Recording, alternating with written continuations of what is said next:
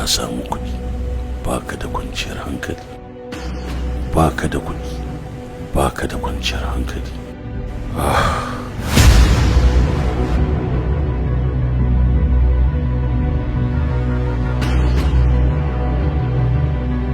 Ya kamata in san abin da ya kamata.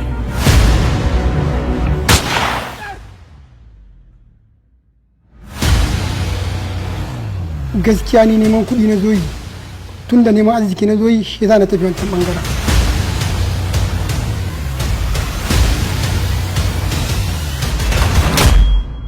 A fita daga wannan a gyara mun wurin zan gane da bako na gaba.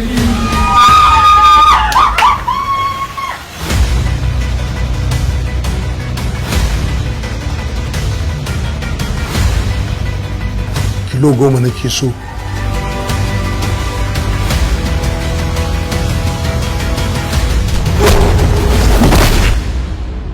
Haba abale, wace irin tafiya kake har da zaka ji sawu a bayanka ba za ka tsaya ka waiga ba. Tumfa ce wallahi ta zame ta to za ta danne ni. To me kake ciki?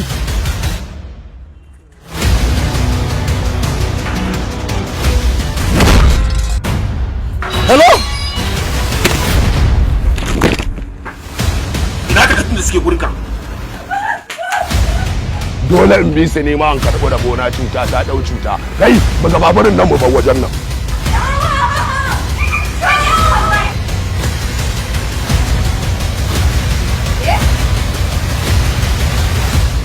Na rantse da sarkin annabi Muhammadu sallallahu alaihi wasallam idan gayan nan ya ƙara ɗaga waya a gurin nan sai na kashe shi.